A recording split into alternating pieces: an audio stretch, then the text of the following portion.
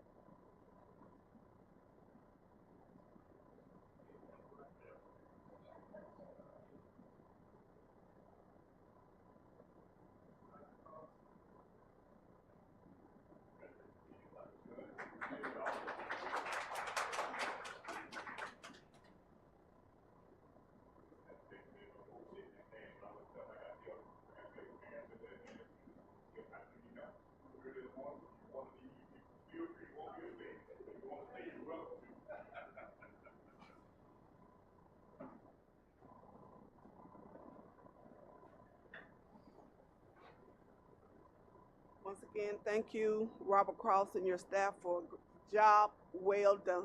That's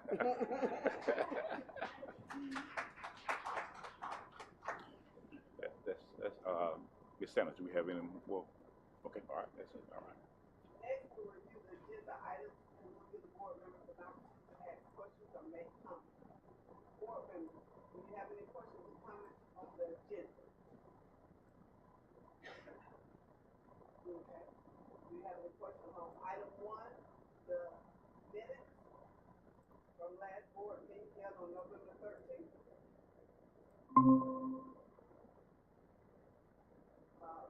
Item 2, consideration of recommendation for employment of personnel. Item 3, considering recommendation for release of personnel.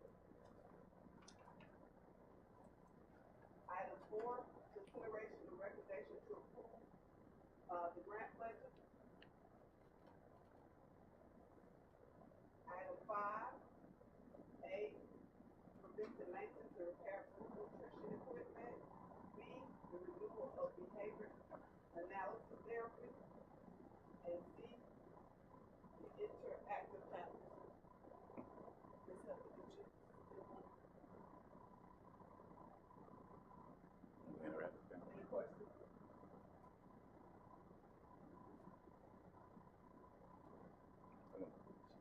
On the interactive panel. No, on behavior analysis therapy, the reason that that amount was improved. Okay. Well, yes, the reason for the increased request is because of the demand we have for students that need services and the lack of staff that we have. So we don't have the staff to perform the services in-house, so we're expanding our outsourcing to meet the demand from the students.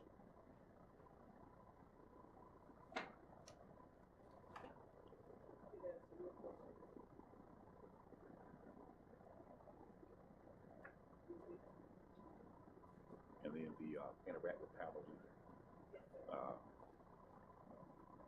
I'm not going to repeat what's in the background, but the Madam Chair, but you know, some time ago we switched from whiteboards to interactive panels, interactive boards, and At one point, the schools were buying them on their own through their federal funds, and we decided as a district that was going to be our standard. So we started providing those boards when we looked at initially the clear touch boards is where we went with.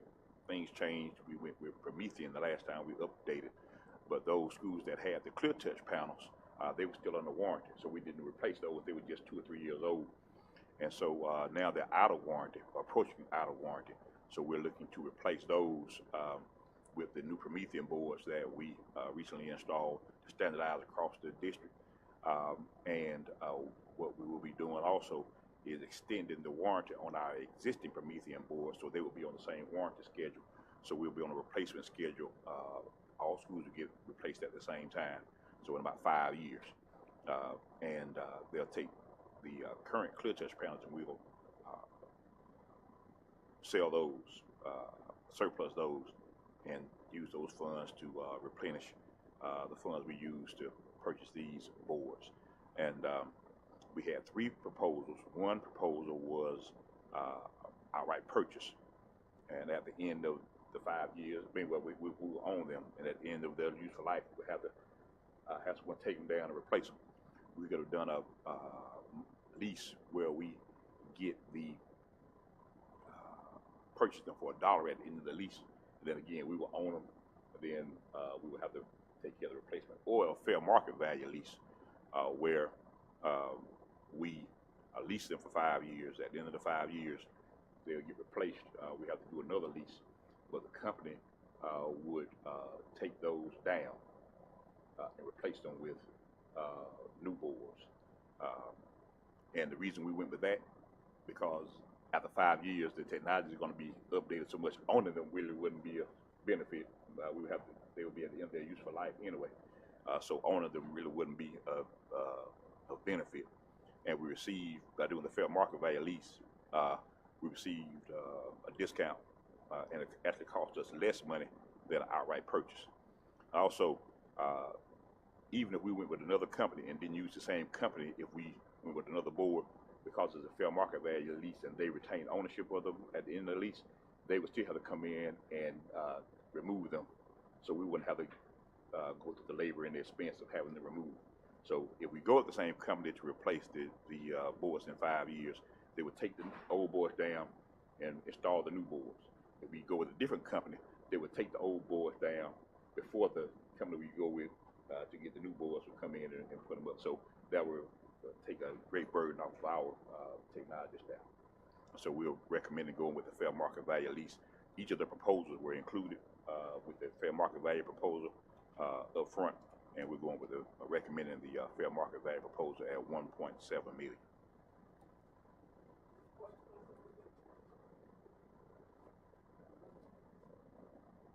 Okay, item 7. Well, item 6, fundraiser request and out-of-state business. We have one on the out-of-state request, Madam Chair. Board, it was for ratification, and the board did provide approval for that. Board members did express their approval for that trip to Toledo. There was one change. The parent, who's also an employee, she could not attend because of a medical issue with a family member. So Dr.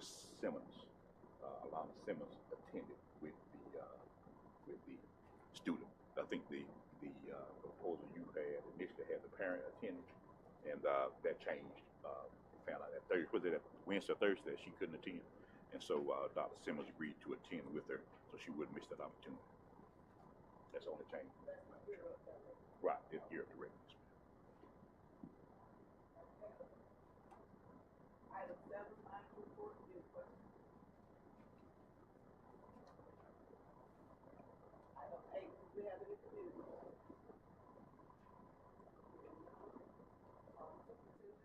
Are you ready to do it? Yes, ma'am. I am. Maybe kind of lengthy. Can we get, thank you.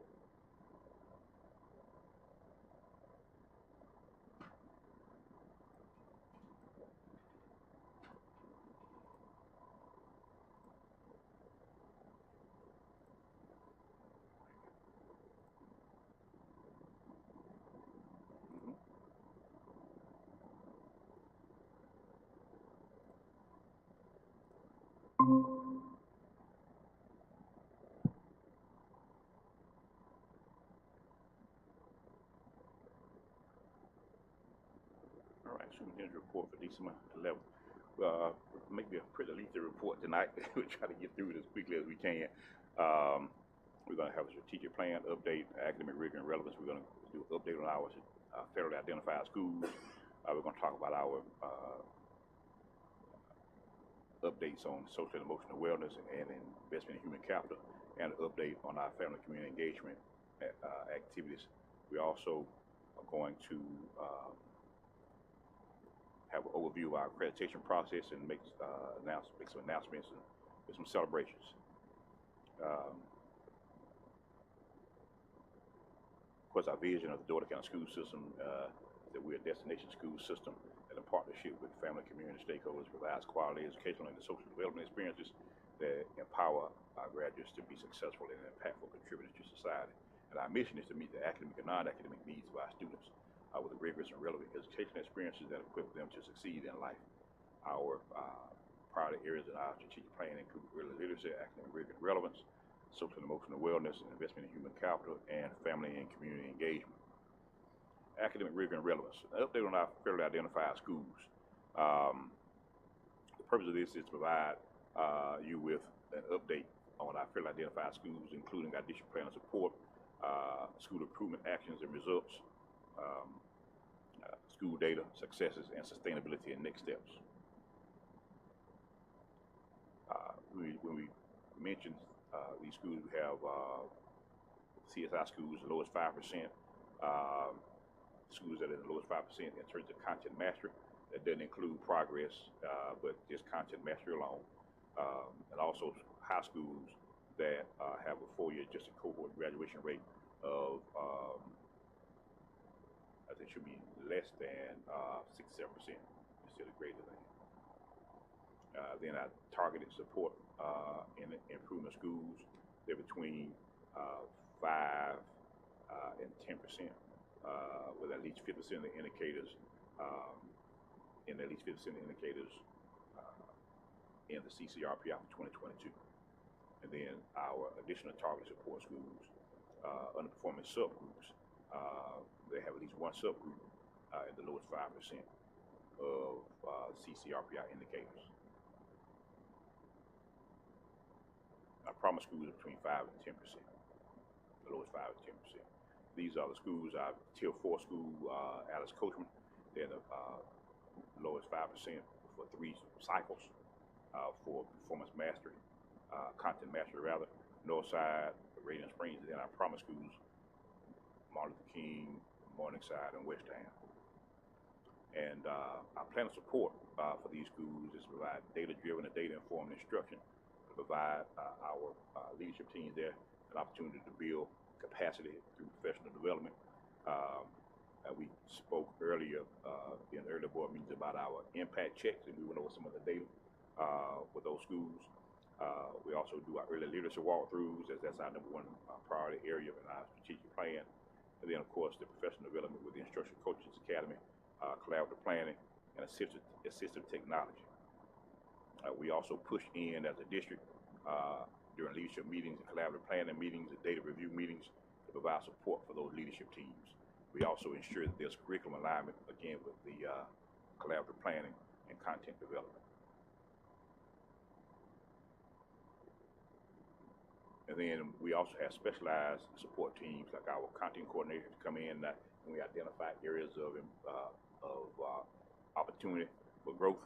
Our content coordinators are RTI specialists, early leadership specialists, our data instruction support specialists, district data instruction support specialists, and our school improvement specialists go in and support our teams as well. And then we look at our parent and community engagement, involving parents in the broader community in the educational process to positively impact our students. So we do what we can to improve, encourage parent and community engagement. And of course, you know about our partnership with communities and schools is aimed at doing just that. Then, of course, as we have said many times, with Maslow's hierarchy of needs theory, if students' basic needs are not met, they can't focus on those higher order needs. And so we provide social workers. As a matter of fact, through our school-based mental health grant, we provide social workers for nearly all of our schools. But it's not just each school gets a social worker. It's based on the caseload that they have. So we provide additional social worker support for our federally identified schools. And then look at our milestone data, looking at the progress our schools have made between 22 and 2023. Of course, you know, beginning is the lowest student performance bucket, so to speak. There are 4 buckets with Georgia milestones in developing, proficient, and distinguished.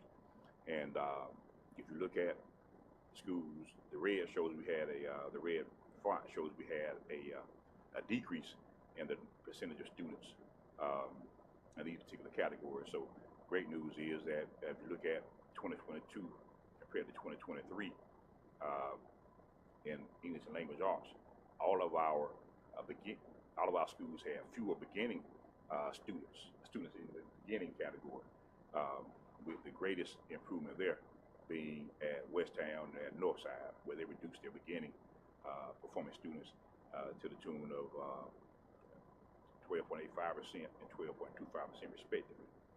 Also, developing those, we had students who had more developing students moving from beginning.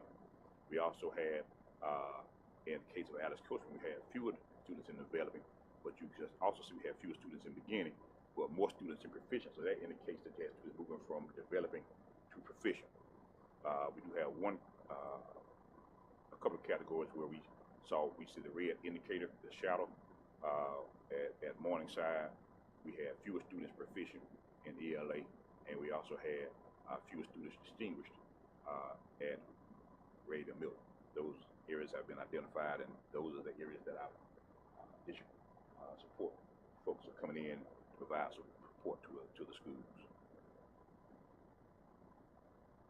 Math, you'll see similar. Glad to say that the percentage of beginning students has declined at every school from 2022 to 2023. Developing has increased, and you also see where proficient has increased, except at Westtown, and that it went down. Well, those students, that's because we have more students going to distinguished than than proficient compared to 2022. And then the only piece where we see a yellow flag is again at Reagan Middle, we have fewer students in the distinguished category for math. Every other school show increases in math performance and distinguished. In science, again, you see fewer students in beginning, which means they're moving to developing. Then you see in Alice Coachman and Westtown, we have more students in developing, and those other schools, Northside, Reagan Middle, M.L. King, and Morningside, have fewer students in developing. But that's because if you look at the proficient, you have more students going from developing to proficient. And then we had 2 areas where we see some concern. At Northside, we had fewer distinguished students, and at M.L. King, we had fewer distinguished students, and we had no change in Morningside and Westtown in terms of the distinguished category, but certainly great progress in those other categories. And then social studies, we see some areas here where we see some concern. More beginning students at Reagan Middle for social studies, fewer developing, few more distinguished, meaning proficient, and less distinguished. So we those areas, and if you look at each of the schools, we take a look at each of the schools, look at their performance across the board, and that's how we devise individualized plans of support for those schools. Our beacon data, as we looked at this before, this is a recap. Our just for our CSI schools and our primary schools, you see the percentage of students in ELA that need support, that tested that need support between fall 2022 and fall 2023 beacon administration. And you see we have fewer students that are in the need support category for our CSI schools, almost half or less than half, and then also a significant number, third less of our primary school students that need support in ELA. So again, promising trends there. CSI school with our math. You see we have fewer students that need support between fall 2023 as compared to fall 2022. And but we do see in need support in for our promise schools. There's a little uptick in students that need support. So that's how we are developing our plan of support for those schools to push in terms of math. Our plan of support, of course, our goal for our plan of support is to increase Georgia Milestones assessment content master score by 10% in 3rd grade through 5th grade ELA, and also 6th grade ELA, and elementary and middle school math as well. We do this through effective support and collaborative planning, working with the school leadership teams to focus on data analysis protocol, looking at failure reports, attendance, behavior. We do instructional observations, and we do calibration of practice. We go through and do walkthroughs with the school leadership teams to make sure that we making the same observations in terms of instruction in the classroom, so we can provide feedback. And of course, our multi-tier system of supports, RTI process is part of the district plan support, as well as our support specific with students with disabilities, which is an important subgroup. And also, goal number 2 is to increase the literacy rate in Georgia Milestones by 5%. And we discussed that earlier.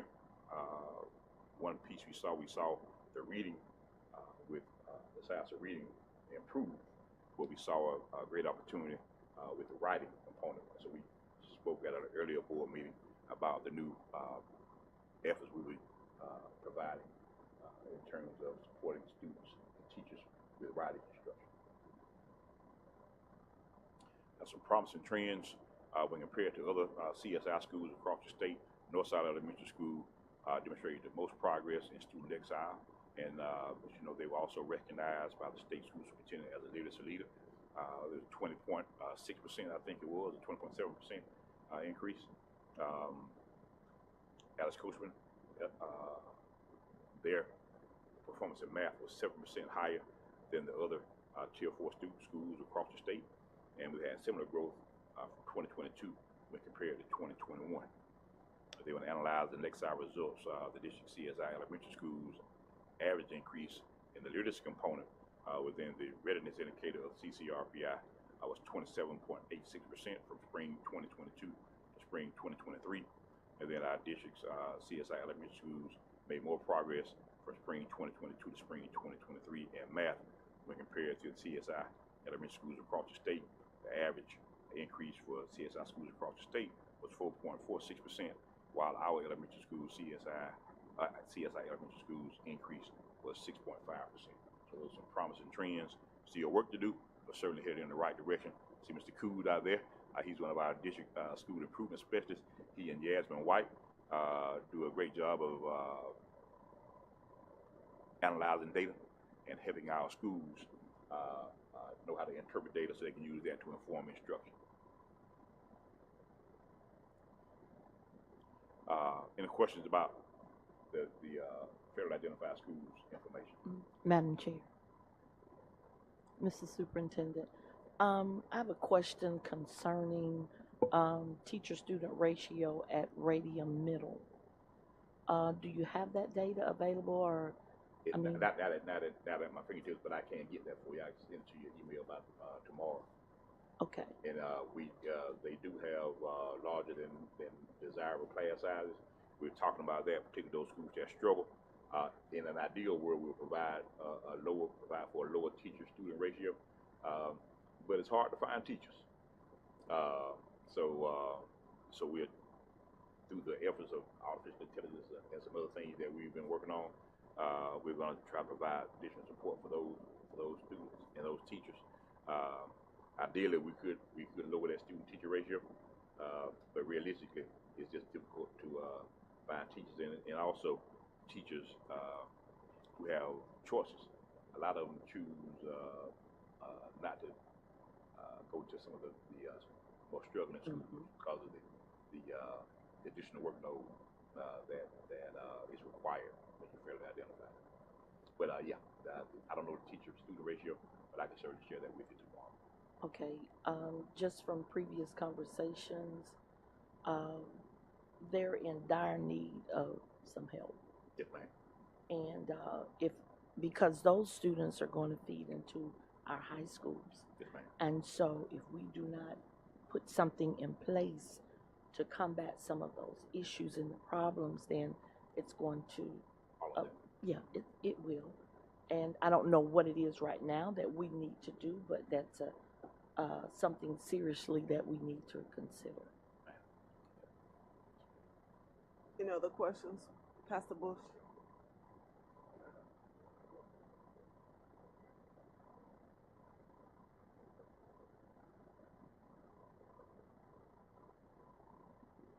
And what now?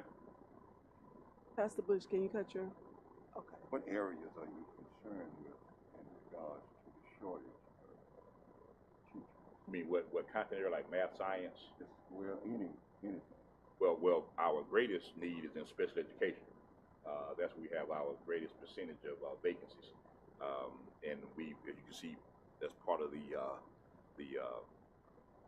contract that we have. We proposed it today for approval. But that's the biggest area. And then we have math and science. But quite frankly, we have vacancies in just about every content area and every grade band. Used to be a time where elementary teachers were not hard to, those positions were not hard to fill. Now across the board, they're difficult to fill, and middle school, high school. So one of our priorities, in terms of our legislative priorities that we presented to our local delegation last month, was revisiting House Bill 187, where 387, where retired teachers can come back to work full time. Currently, the legislation of the law is that we can only bring them back in the 3 areas of highest need, as compared as determined by the greatest number of vacancies by RESA. And so, so we are petitioning governor and our local delegation, as well as state leadership and the House and the Senate, to relax that restriction, to allow us to bring any retired teacher back in any content area, a core content area, because the need is just that great. I learned that there's a shortage of first responders. Is there an effort to work with the hospital, city parkers? They have shortage. County, other government agencies. Try to,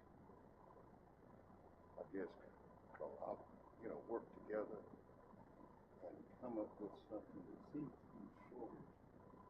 I know the interest of the hospital.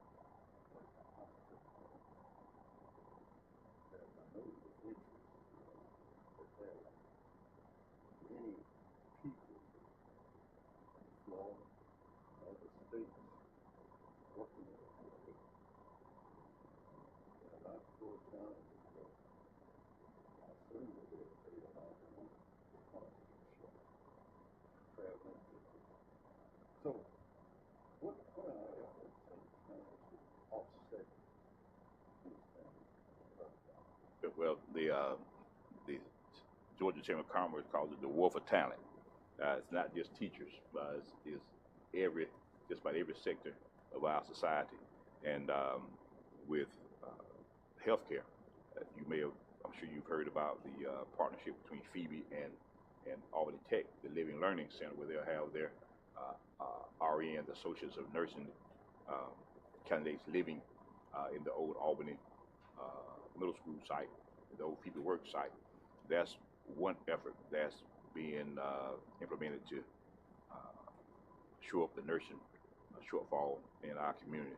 We also have, we're working with Phoebe with our College and Career Academy, and our nursing, our healthcare pathway students are working, and they're doing paid internships during their senior year as CNAs with the hope that they will continue to get their school to get their associates of nursing, in particular their bachelors of nursing, all paid for by Phoebe with a service commitment after that. So we're working with Phoebe and Albany Tech through our dual enrollment program to do our part in terms of addressing the nursing shortage in our community, healthcare worker shortage. And as we also talked about with our Level Up program, we've identified parents or adult family members of our students. And we're in our 4th cohort right now of CNA candidates who finished through our Level Up program and get the CNA credentials. And some get move on. We have one that presented during our Georgia Power quarterly update that she is been promoted since she's been on the job, probably after about 2 or 3 weeks, to be a med tech.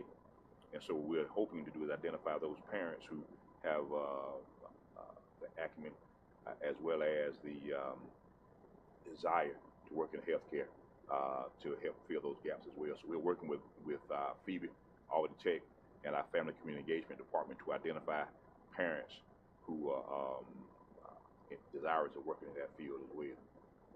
And in terms of, and we're not forgetting our teacher shortage. We still have, as we discussed, many meetings, the efforts that we have in terms of shoring up our teacher shortage with our different programs through our parent teacher program, Grow Your Own program with Mercer, and our new teacher apprenticeship program. So while we're working on our needs in terms of teachers, we also are working with Phoebe and the other folks in our community to help them as well in terms of the needs they have for talent. I know that was a long answer to a complicated question. I hope I answered it.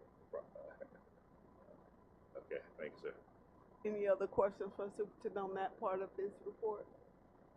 Okay, Mr. Dougherty. Second half. All right, school joy.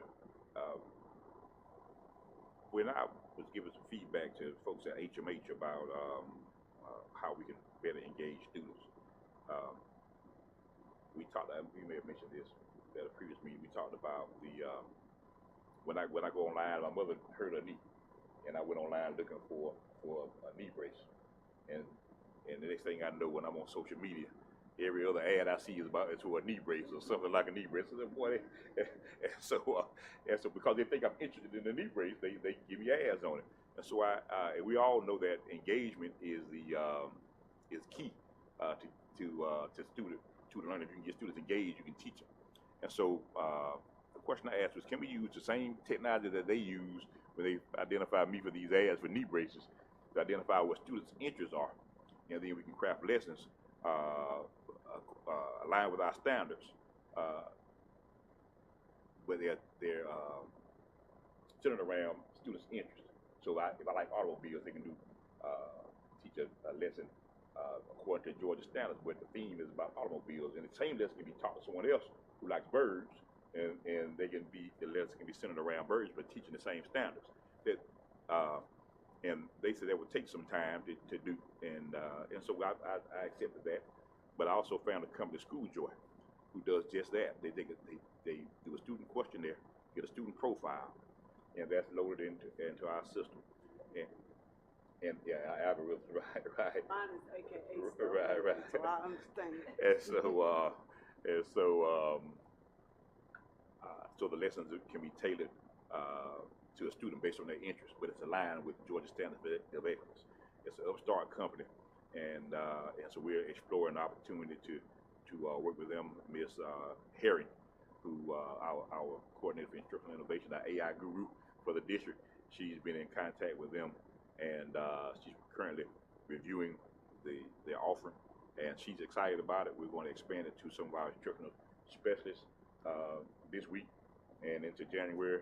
And if it shows some promise, we'll look at engaging with this company, partnering with this company to provide lessons tailored to the individual interests of our students, with lessons that are tied to and aligned with Georgia Standards of Excellence in an effort to keep them engaged in instruction.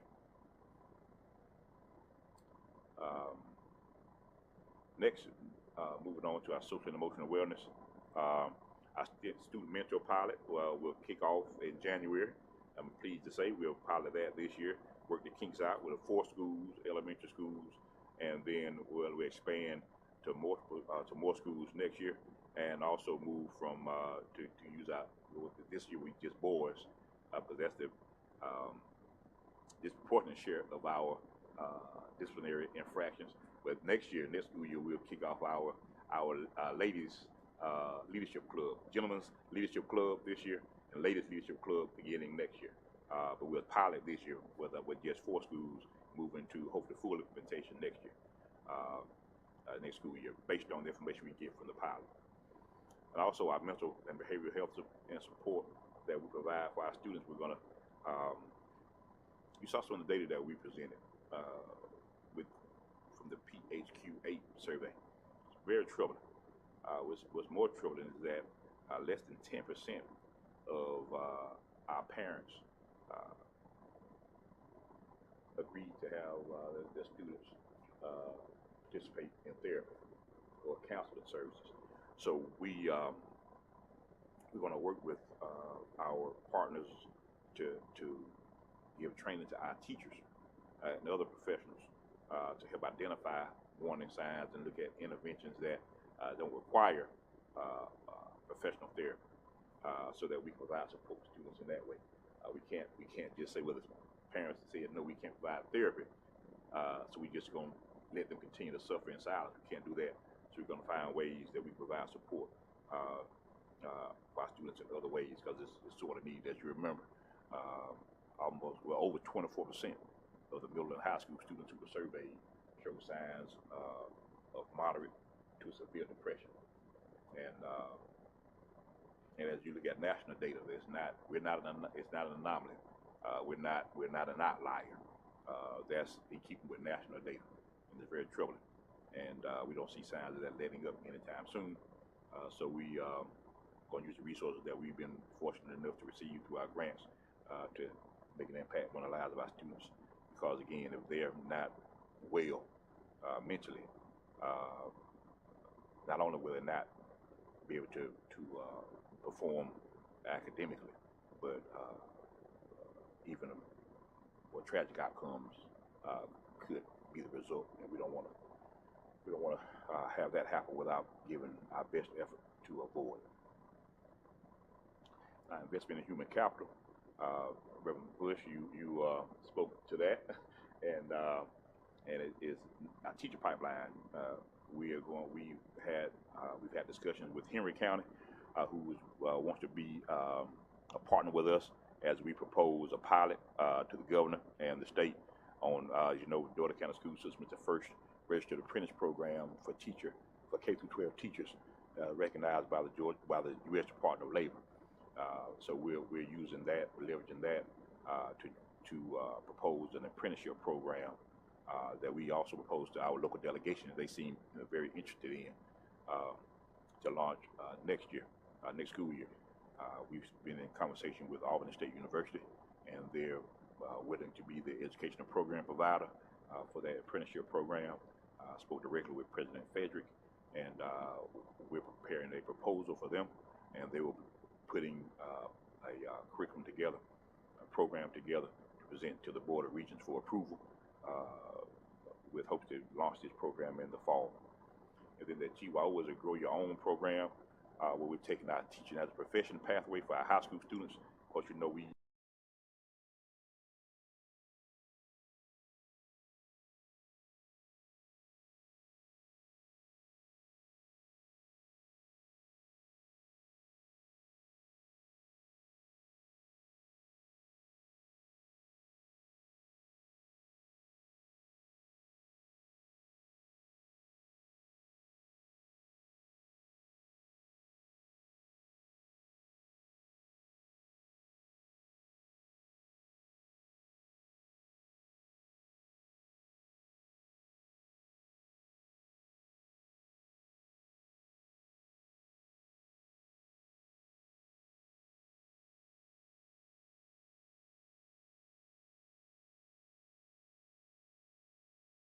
who are not in leadership roles who aspire to be assistant principals or school improvement specialists.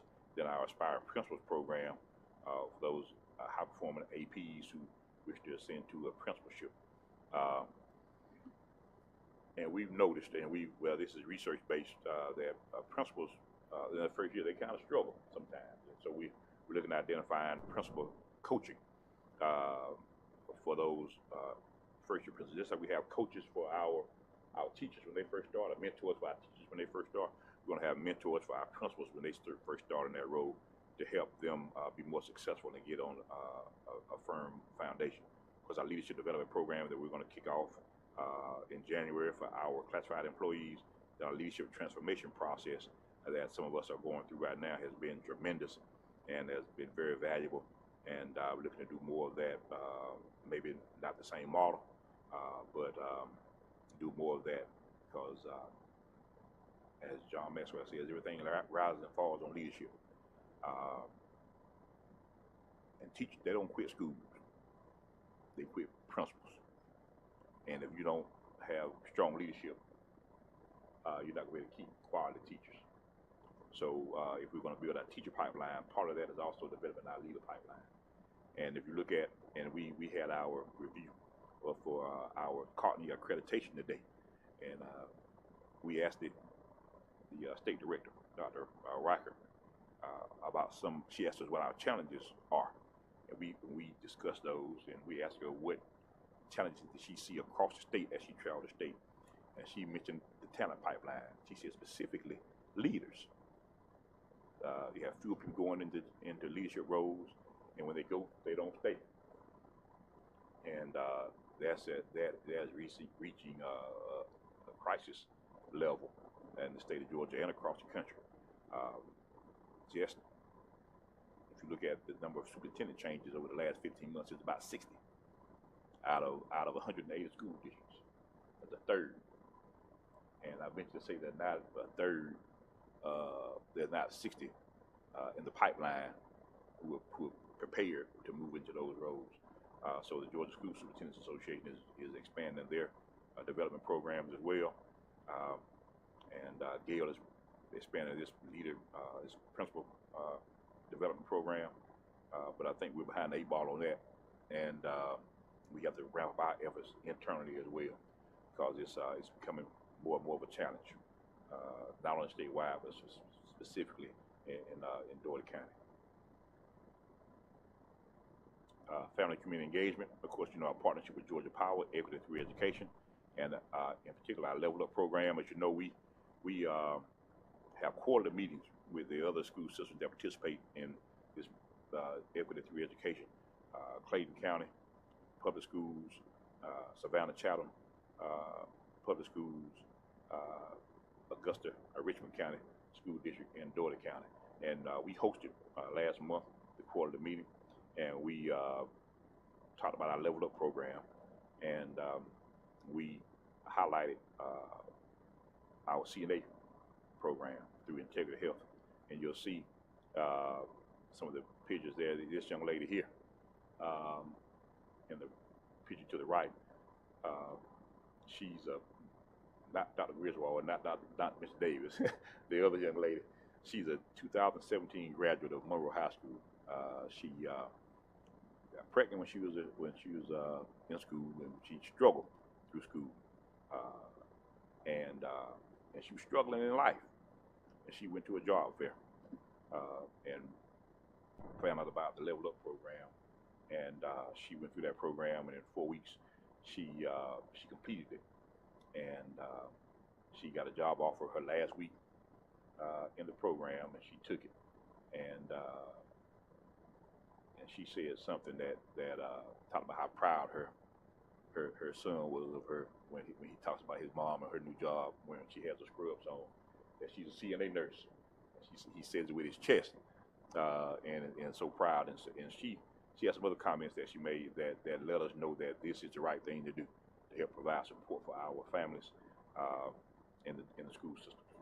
We have some other graphics on here. They didn't quite work out, evidently. So we'll move on. The accreditation overview, I made a reference to that earlier. Last year, I mentioned to you that our accreditation process was supposed to be happening this year. Our review was scheduled for this year. but because of a change in process with Cognia, we were pushed back a year. And so we met with the state director this year, today, regarding the accreditation process, and we've already kicked that off. There are 30 new standards centered around 4 key characteristics of a good school, and all of them centered around learning: the culture of learning, leadership for learning, engagement of learning, and growth in learning. All of it centered around learning, which is what we're in the business of for. So those are the key characteristics, and there are 30 standards associated with those key characteristics. And there's a 6-year accreditation cycle now versus a 5-year accreditation cycle, and we're in year 6 now. Next year, year 6. We're moving into year 6, and so we're in the process now of prepping. We had our first meeting with our district team in September, give them an overview of our previous accreditation report and the new standards associated with the new process associated with Cognia, and we anticipate having our self-assessment and information submitted to Cognia by December of 2024, and the deadline for that is February of 2024. And so that's just a brief overview. And I asked Dr. Rocket, would she come to a future board meeting to give the board an update on the process since it's new. So she explained the board's role in the accreditation process. So she agreed to do that. So we'll do that sometime in the 2024. Celebrations and announcements, of course, we made reference to Robert Cross and their Title I Distinguished School designation. This is their getting the award in DC for the National Blue Ribbon School. Our first Lego League Robotics that we had an event that took place hosted by Monroe High School's regional event. We had 20-something schools represented, and Dougherty County again did very well. We had schools. We had Lake Park, Lamar Reese, Sherwood Acres, and Live Oak all brought hardware home. I think Robert Sherwood had the best robot award. They had the robot award. It's an autonomous robot. They designed a robot using by coding, and it goes on a field, and it moves based on the code that the students put in. And so Sherwood got the best robot award. Lamar Reese and Lake Park got project awards based on the project that their robot took on, and Live Oak received the professionalism award based on the conduct that they had and how they engaged with other teams. We do have some photos that we'll share at the next meeting. We bring those young men and women here to the board to get their certificates. GSBA, of course, the GSBA, GSSA had their joint annual conference last month, leading into earlier this month. It's crossed over to I think December 1st, and Ms. Strother, Shelley Spires, Albany area primary healthcare CEO, along with me, we presented during a pre-conference session centered around meeting the needs of the whole child and a robust system of supports. So we were asked to provide that based on the information that GSBA and Randall State know we do in terms of providing supports, non-academic supports for our students, including our health center, dental center, vision center, behavioral health center, and some things they didn't know about with our school-based mental health program and our leveled up program. So we received pretty good comments, and Donna Hidden, who was responsible for putting those programs together, told us to expect another call sometime soon. And so since I performed on this one, along with Ms. Strother, we're going to pass that off to Ms. Heath and Ms. Poole and The rest of Dr. Fantasy. Next time. I know you're ready. But really, it was a pleasure to do it, and the feedback we received was powerful, and a lot of districts are looking to us to to show them how it's done, and I think we did a good job of that, and I'm proud of our professionals in the Dougherty County school system who are committed to meeting the needs of our students and understand the challenges in our community and not using those as excuses, but developing strategies and implementing strategies to help address those, meet those challenges and address the needs of our students so they can perform in the classroom. So thanks to Ms. Strother, thanks in her absence, thanks to Shelley Spires in her absence, and thanks to the board members for your support as we continue to strive to meet the needs of our students and their families. And finally, at that conference, the board received for the second year in a row the designation as an exemplary board by the Georgia School Board Association based on criteria they established a couple of years ago. And that's a rigorous process that requires a lot of work, and so we'll applaud the board on achieving that status again for the second year in a row. And we're already looking forward to putting that third one up next year. So, but no pressure on the board, no pressure. But once you start, you can't stop. You can't keep getting exemplary, and I have no doubt that you will. And the goal is to have that entire board. We're going to add a circle every year, and have the entire board with nothing but gold exemplary circles as we move forward. And these are the trophies that are there to prove that you all got that. It has your name on it. And so with that being said, are there any questions or comments regarding my lengthy report? Any questions for the superintendent regarding his report? Okay. Thank you, Madam Chair. Do we have an executive session? Not no more. Tommy, did you have anything you need? Okay. It is 7:23. Does any of the board members need a break, or can we go on to the regular meeting? Okay. Well, I'm going to ask everyone to please silence your phone, and we'll stand for the Pledge of Allegiance and a moment of silence. Please keep the Suttles and the Morrow. Ms. Joan Morrow was a long-term teacher here, and Mr. Suttles, his family was people that were very into fluency.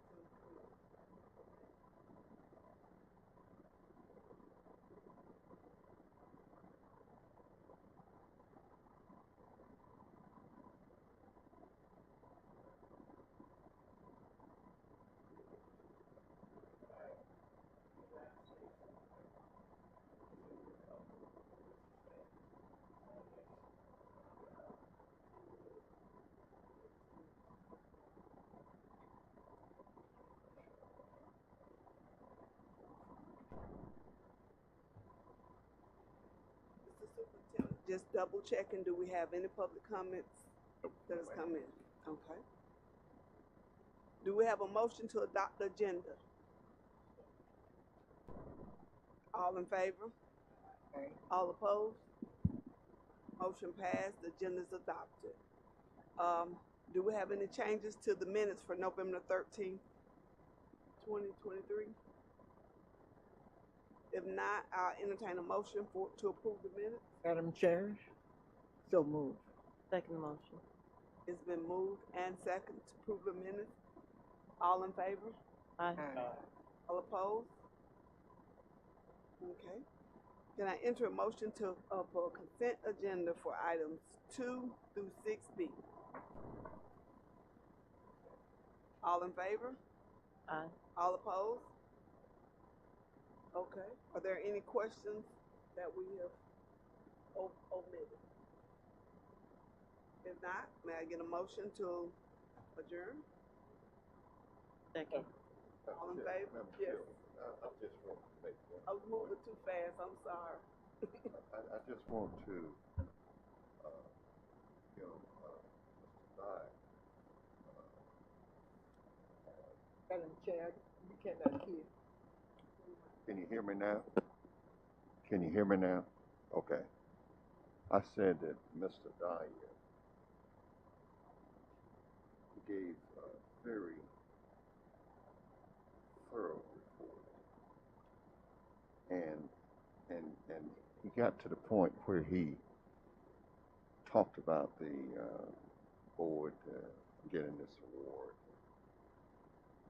and he also spoke about leadership.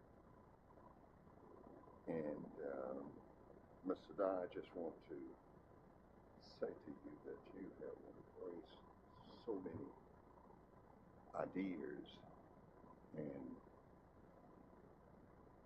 the leadership shows. Without leadership, we will be fighting each other.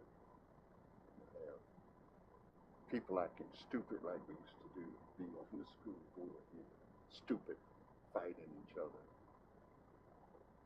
And I just thank my colleagues for working together and being cohesive, not trying to outdo the other one, and that kind of thing. And we had that when I first got here. And, we had nothing but debt, and we have eradicated that together. And I thank him so much. We have miles to go before we sleep, but you're getting there. Thank you, Mr. Dyer. Thank you, Madam Chairman, for allowing me to say that. Anyone else has last comments? Okay, may I have a motion to adjourn? Yes, sir. Give us motion second. So all in favor? All opposed? Okay, meeting adjourned. Thank